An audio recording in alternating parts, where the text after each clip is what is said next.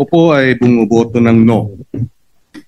Pinakinggan ko ang mga sponsorship speeches ng ating mga kasamahan. Tama naman. May basehan para sa humanitarian consideration dahil may edad na.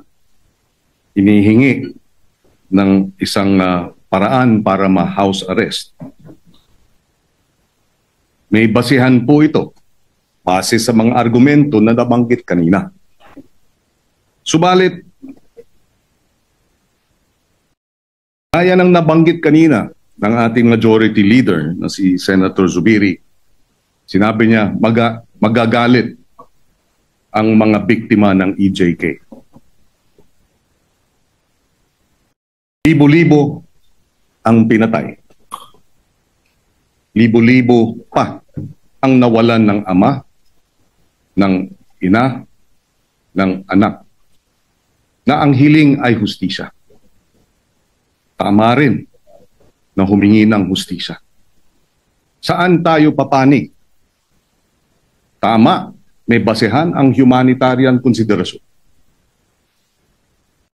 Ngunit may basehan din yung daing at yung dalamhati at yung masasaktan na libo-libo nating mga kababayan na pinatay. Saan tayo?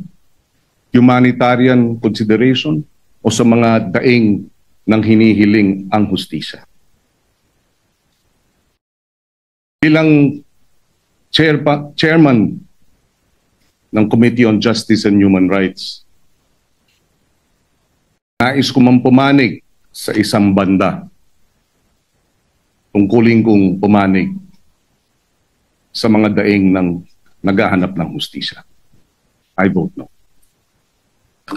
Mr. President, ginagalang kong mga kasama, with due respect sa mga may akda at taga-suporta ng resolusyong ito, nakatayo po ako dito para ipaliwanag yung aking boto ng no.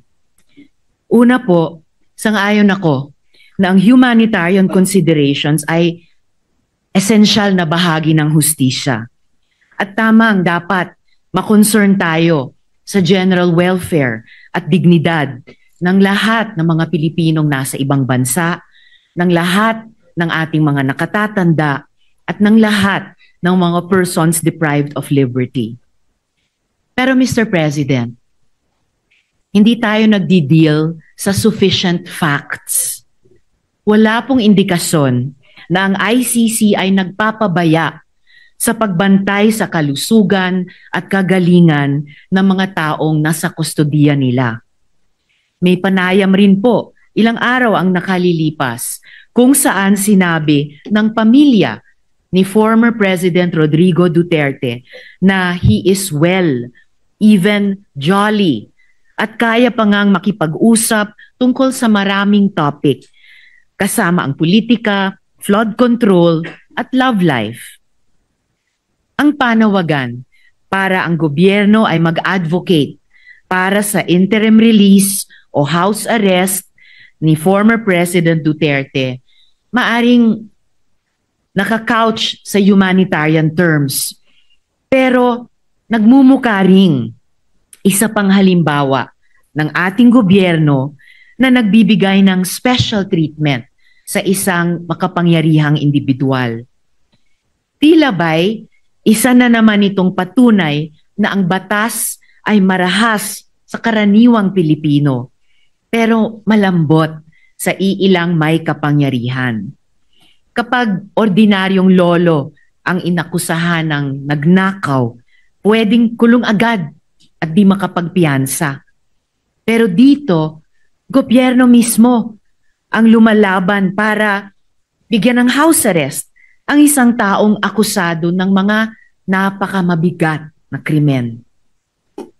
Totoo po na ang International Criminal Court mismo ay nakapag-grant ng interim release sa iilang exceptional circumstances. Pero pantay na importante, ang ICC ay nag-deny ng mga ganitong request kapag ang interes ng hustisya at accountability ay hinihingi ito.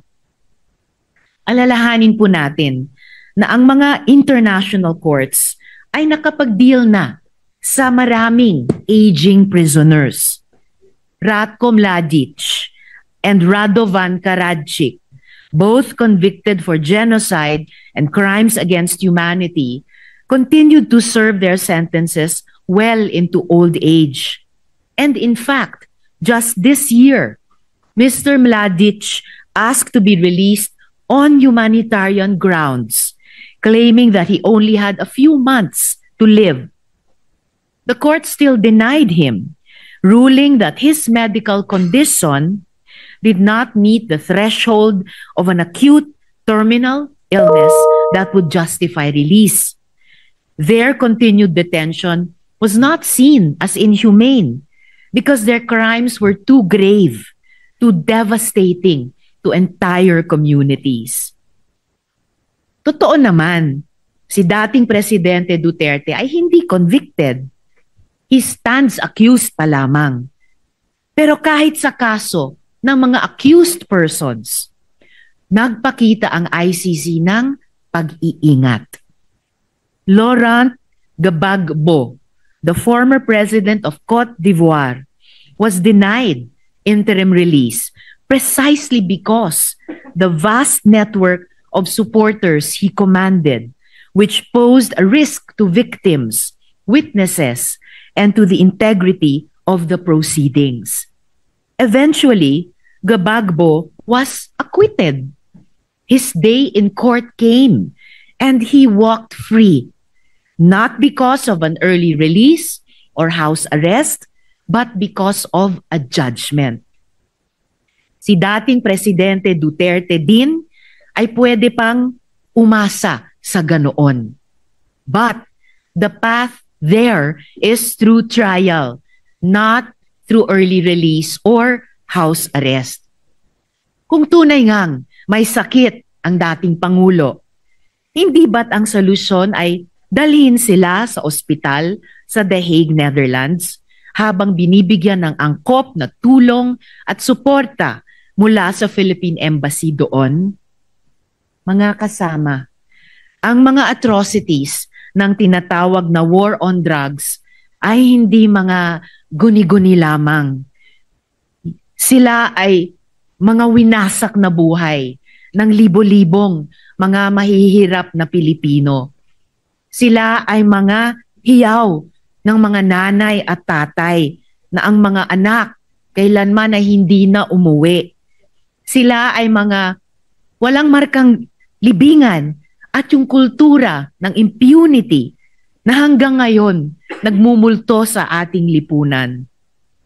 Hanggang sa araw na ito, yang mga pamilya ng mga biktima ay nagdedemand pa rin ng hustisya, katotohanan at accountability, habang patuloy din silang natatakot para sa kanilang mga buhay.